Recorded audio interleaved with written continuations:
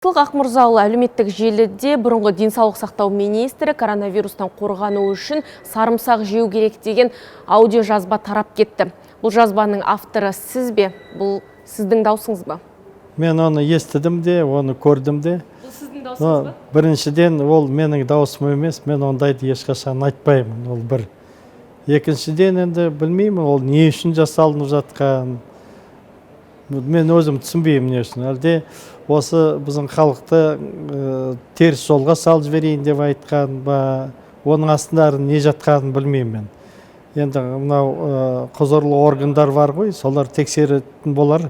Расымен сарымсақ коронавирустан қорғай ала ма? Жалпы дәрігер ретінде айтыңызшы, коронавирустан қорғанудың қарапайым жолдары бар ма?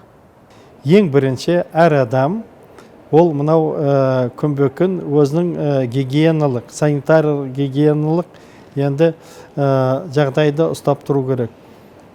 Енді өзіңізге мәлім, мынау сыртқы жаңағы среда дейміз ғой біз енді. Ең бірінші контакт жасайтын не? Адамның қолы. Мысалы біз қолмен ұстамайтын нәрсе жоқ. Әр нәрсені қолмен ұстап көреміз, солай емес пе? А бұл инфекция жаңағы әр нәрседе болуы мүмкін. Адамның көп ұстайтын, оның ішінде мысалы сатылардың периласы дейміз ғой да, енді түсіп келе жатқанда этажды үйде. Лифті, мысалы лифтінің ішінде лифтінің кнопкасы болсын, тіпті басқа құралдар болсын, мысалы. Неке соны ұстағаннан кейін адам қолын жуу керек. Үйге кірді ме, қолын жуу керек. Екінші, әрине маска киген жөн. Әсіресе мынау адам көп жиналған жерге.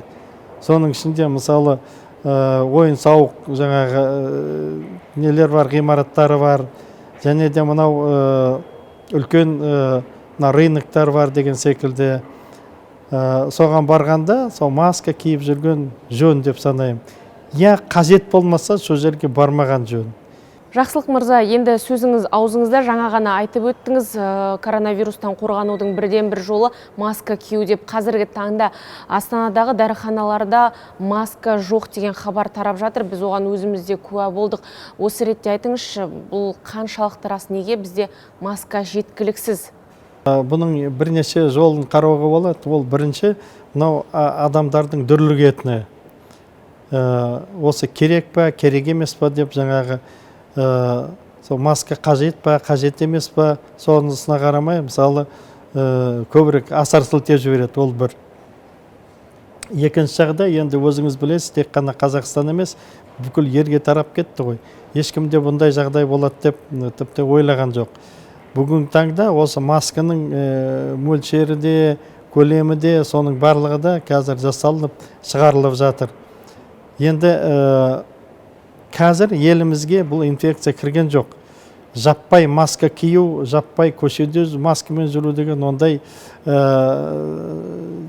жағдай болып тұрған жоқ. Бүгінгі таңда 87 мыңнан астам адам әлем бойынша осы індетті жұқтырды деген ақпарат тарады. Бұл ресми дерек. Енді бұл індет сонау Қытайдан асып Европаға, тіпті Америкаға жетті. Ал енді біз Қытаймен шекаралас мемлекетпіз. Бірнеше бекет бар қазір бізді байланыстырып отырған.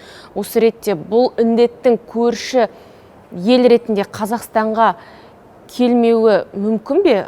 Немесе әлде біздің билік бүгінгі таңда бұл ақпаратты жасырып отыр деп ойламайсыз ба? Жоқ, бұнда ешкім жасырмайды. Бұндай инфекция болғанда ешкім де жасырмайды. Ол жасыру, оның жаңағы бұлай айтқанда жақсы жағдайға келмейді, жақсы жасырған. Қайта сол бар ма, жоқ па деп, мінеке, соның бар деп ашық айтқан сол жөн. Бұл енді жаппай адам қырылатын нәрсе емес қой. 70-80-ге келген адамдар, ұзақ мерзімді жаңағы аурумен ауыратын адамдар.